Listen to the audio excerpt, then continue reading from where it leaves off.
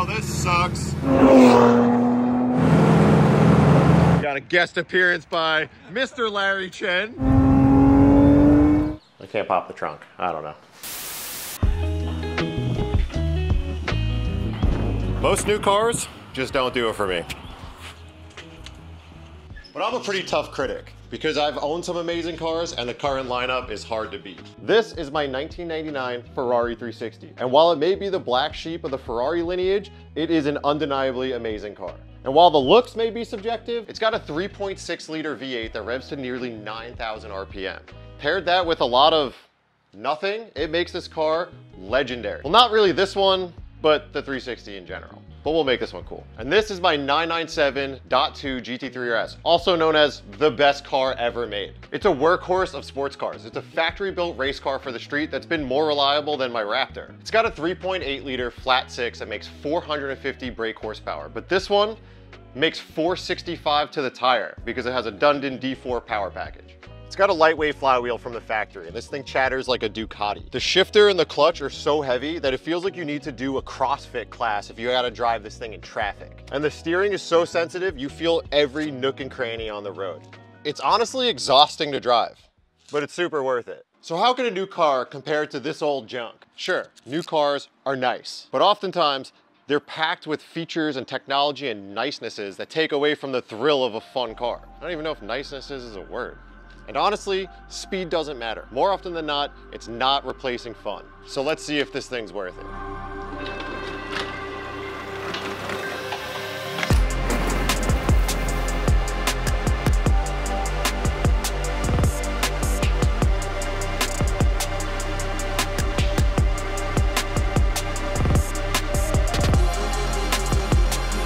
This is not a paid ad. My buddy Corey over at Con Media, they represent Lotus. He reached out and said, do you want to try this car for a couple of days? No obligations. And I drove it around for a couple of days, and then it kind of provoked this thought in my head about a new car that's supposed to feel kind of old and analog, and that's my favorite type of car. And being that I have some of the absolute greatest driver's era cars ever, I figured I'd give this thing a shot and give you guys an unbiased, unpaid for opinion on where this thing stacks up. But this is, and if you were one of those people that was really excited that I didn't do ads on this channel, I'm sorry, I'm gonna explain right now. YouTube ad rev doesn't actually pay a ton of money. And while there are some creators who ad rev can pay enough to keep the lights on, but that's not the case for me. So I need to have partners. On my end, creating content not only costs money, but it actually costs a lot in opportunity costs, which is the time that I would spend doing other things to make money.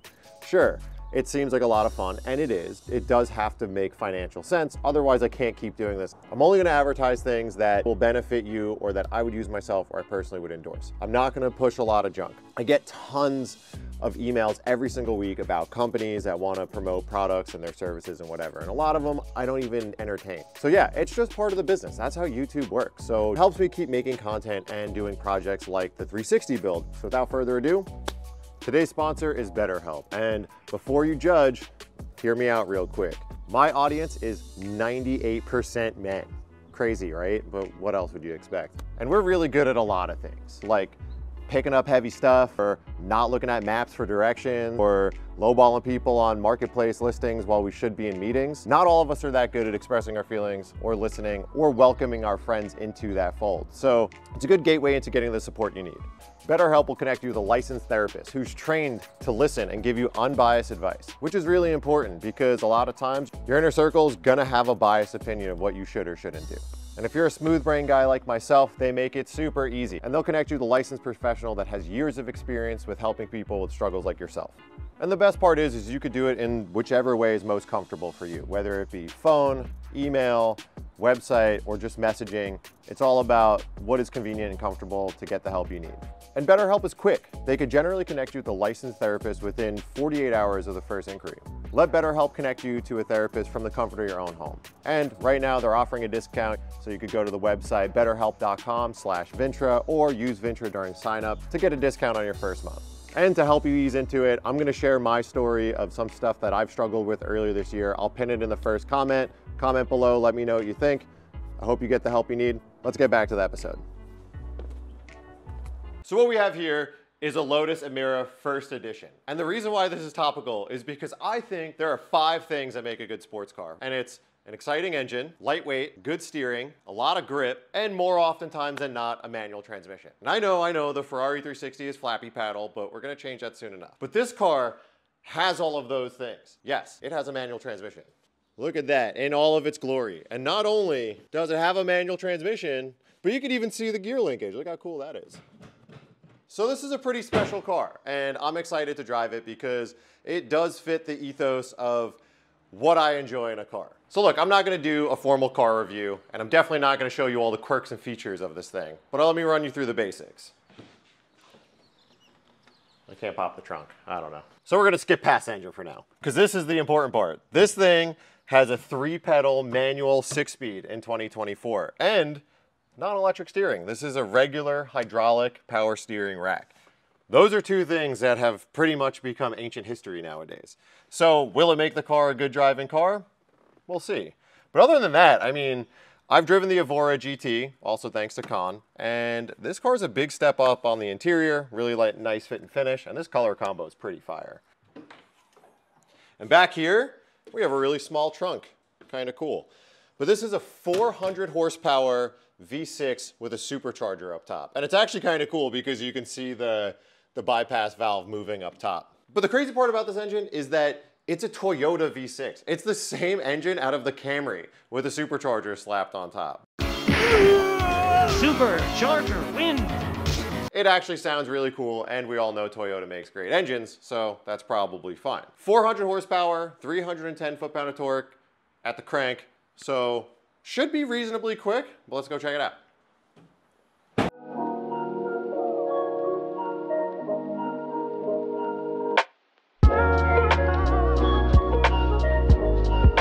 It's 6 a.m. We're gonna go hit the mountains, so we gotta go beat traffic.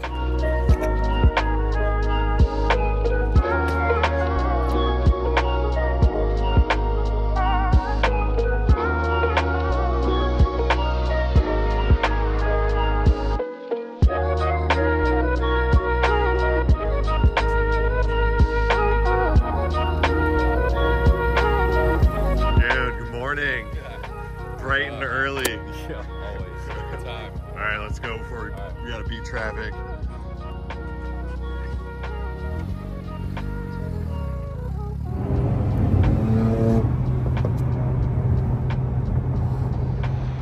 Well, now it's daylight and starts the morning how we do every time, but with a slightly smaller crew this time. We got a guest appearance by Mr. Larry Chen. You finally had time to come out with us for a canyon drive. It's been a while. You brought out the 996 today? Yes. It's very weathered. Have you seen a more beat up lip? Whoa, that is crummy. I like it. Let's go hit some roads. So yeah, smaller crew than usual today. Larry hit me up late last night and was like, I'm gonna go for a drive. Do you wanna go? So I figured I'd take the Lotus out so we could do a little bit of driving impressions of it. Hit up Ron. Car reviewer now, this guy. Well, we're not gonna do a car review. We're not gonna do car review. We're just doing a little, you know, give you a little taste of what it's like. Ron brought out the FD because Ron's better than me and holds on to cars, so his FD will stick around for a bit. I still miss mine. It's really nice to rub it in my face though every time I see it. I got my passenger princess Alex back today. Hell yeah. So we're gonna go head up, check out this car meet, go drive these cars, enjoy some roads, go tell you about it.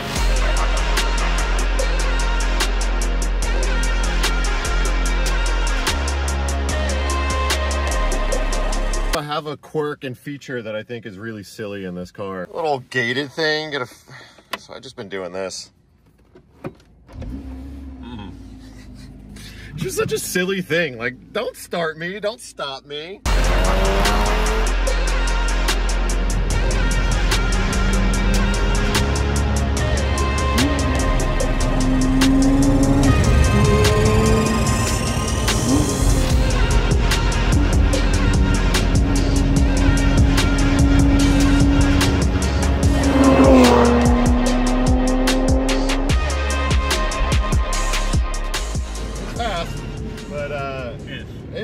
I mean, it rips. The gearbox feels really good. The supercharger right behind your head sounds pretty incredible. I love that you hear it on the downshift blips too. I love that you can see it in the rearview mirror.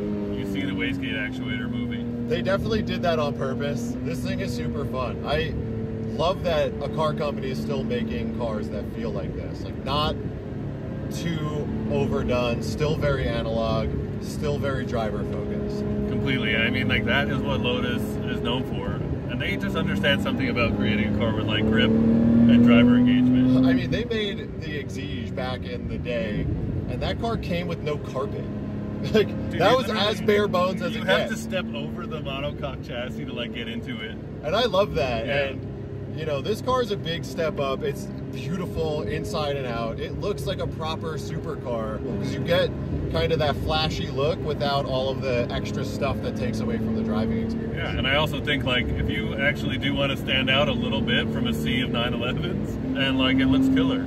Yeah, and, you know, I think I said that this car seems like it punches in the same class as the C8 Corvette, which only comes in dual clutch. You know, the looks are a bit polarizing, and you said you would never take a C8 over this. No, I wouldn't. But, like, I think they're about in the same class, but this car has a way more engaging steering feel, and it's got a really good manual transmission. Like, I'm hyped that Lotus makes a car like this, and I wish that more car companies would make cars like this, but it's probably the end of the road of things like this being made, and that's honestly really sad. This is the end of the road for, like, drivers, cars like this. I think, like, with everything going electric, it's hybrid. pretty, yeah, I mean, it's pretty cool that they're like, yeah, no electric, no hybrid, manual only. No front axle lift, like, minimally intrusive traction control.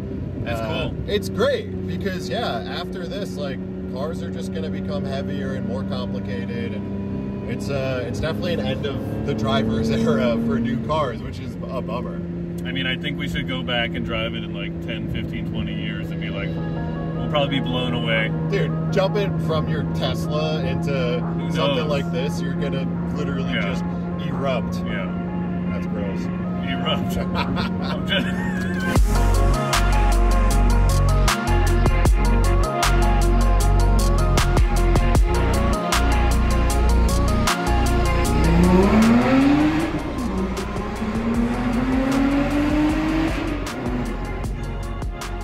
It's fast, dude. This thing rips.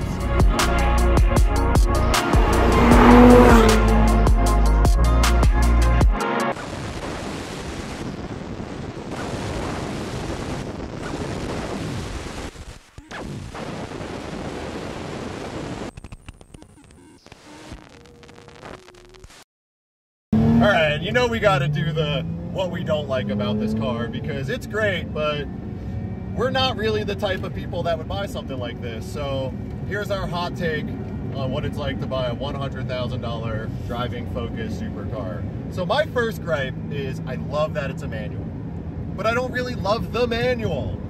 Mainly because the same reason why I did not like the NSX transmission is that it's geared very long. So first and second gear take forever to get out of, and I understand from like a practicality standpoint, you want longer gears, it's easier to drive around town, but truth is it really kind of takes away from some of the drama that you get with making the car feel faster. Yeah, you're doing like a lot of work and not getting a whole lot back. It's like if you're rowing through gears, you want it to feel like this energy, and you want to be pegging limiter at like crazy RPM, but this is just that's the other thing is the engine, they did a great job. They took a motor, they made it sound fantastic, it makes good power, the supercharger's cool, but it doesn't really feel that special. Like, we were giggling ripping the 360.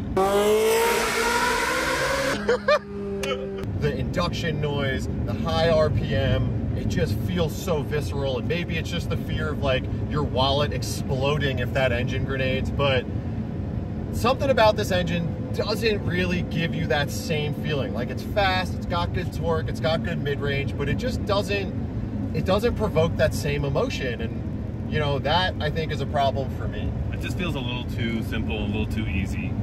Yeah, and they made the car nice, because if people are spending money and buying these cars, they probably want a nice car.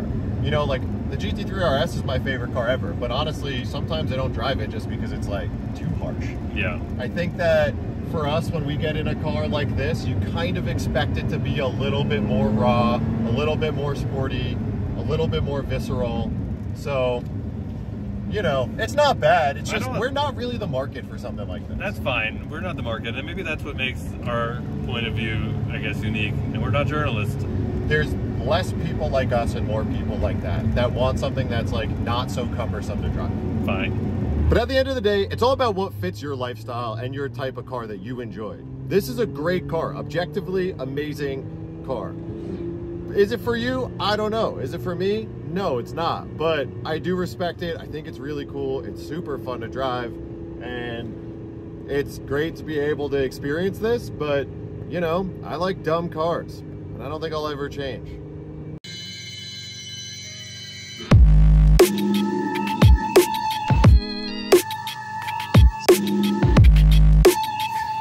And on the complete other end of the spectrum, so there's a BMW event down in Long Beach.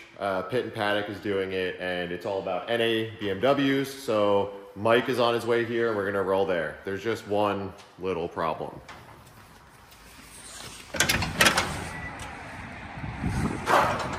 It's raining.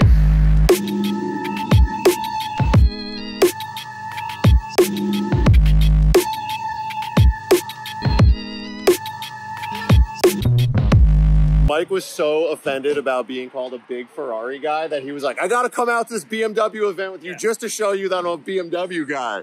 I told you, it's not gonna stick, no matter what. It's sticking, I'm seeing it stick. No, it's not sticking, it's not big Ferrari guy. It's not happening, never. So we both don't have wipers on our E36s, do you? 3 of us You don't have wipers. either? We just have rain-X. I can't see shit, and my car's really warm, so.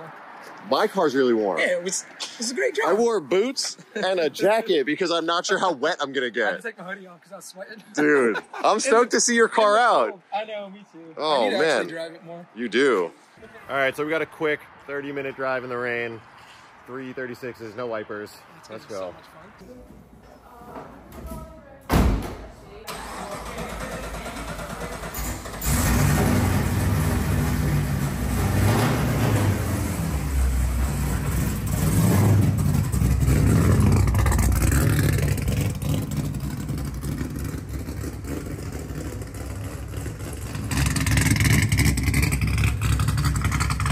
Absolutely every time I leave my car that has a battery tender on it, I drive away with it connected.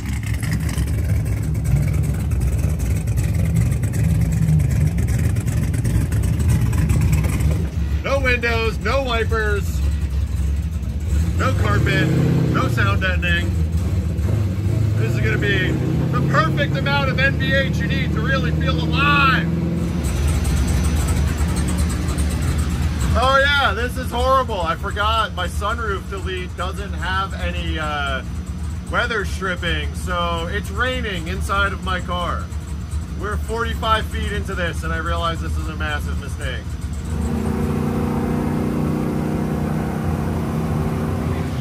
All right, so we got a real situation here. It was supposed to stop raining, that's why I decided to all drive the cars out, but I have no windows, no defroster, but that's okay, but my sunroof has no seal, so it's literally raining in my car. Mike has no defroster, no wipers, and It's not working, I can't see anything at all. you're also getting soaked, no wipers, no defroster. Yeah. So we're stuck at the gas station for a little bit. It's supposed to stop raining in 10 minutes, so I think we're gonna hang out here for a bit and see if this lets up so we can drive there. This is kind of a dumb idea, but I guess it's kind of fun doing it with the boys. Also, this is such a stereotypical situation because the boys all have the stupidest, most impractical cars ever. Connie got a mostly stock M3. It's not mostly stock. It's mostly stock in that you've got windows, you've got AC, defrost. Okay. I've got luxury. You got luxuries. Amy's in the F80 with Sam. They got heat. How's the heated steering wheel? The ladies got the right idea. All the boys are doing it completely wrong.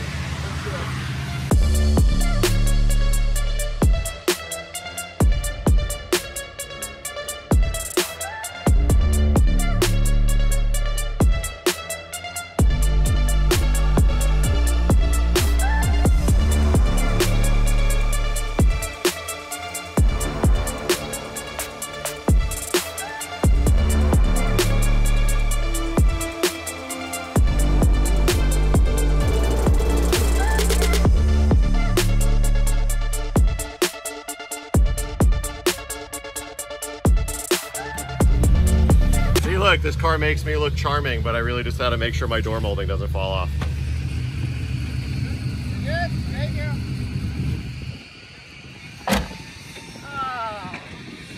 Finally. Oh shit. At the car show? Dude, that's just E36 things. Damn, this is actually a pretty epic location for a car meet.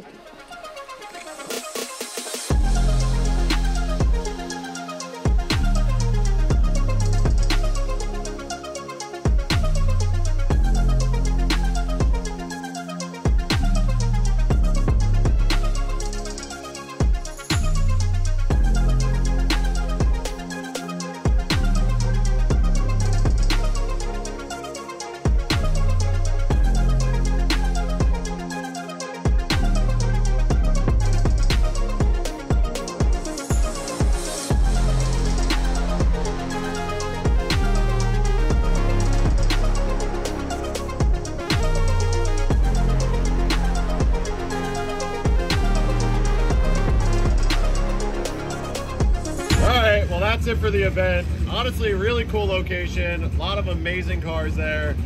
Now we're sitting in dead stop traffic in the race car, and it absolutely sucks. But let's go home and shoot a wrap up and end this episode.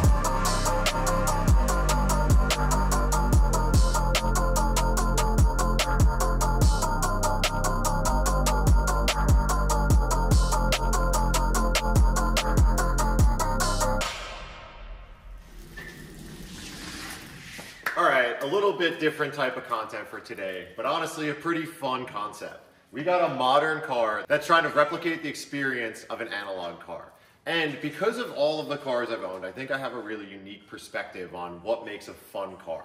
So I'm not going to get into doing car reviews and things like that, but I wanted to try to do something I think you guys would find interesting, and if it allows me to get some cars that we can continue to compare and contrast throughout all different types of vehicles, I think it could be fun. So in conclusion, the Lotus Emira, pretty good.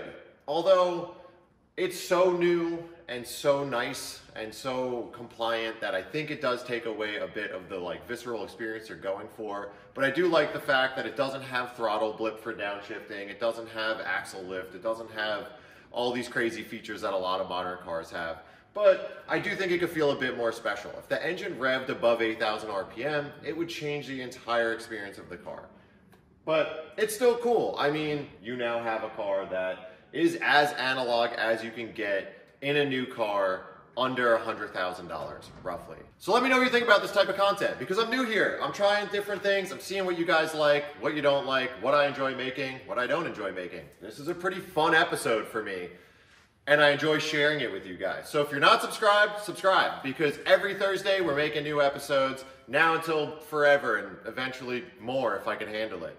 But I appreciate all you guys for watching. I try to respond to most of the comments, so if you got any questions or anything, hit me below. I'm gonna go back to enjoying this car for the rest of the weekend, so for now, I'm out. To the side of the mountain, and then it rolled down the hill into the street. No! No, it's great. At least I don't have to climb up to go get it. How bad? I don't know yet. I mean, a little bruised, but... Does it work still? I don't know yet. Oh, dude, how'd you crash it? I got too excited about the shot and stopped looking where I was going. That's why you gotta have two pilots.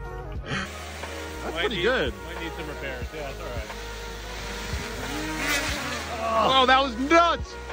Dude, usually it shuts itself off. I just chewed my finger out. Ah!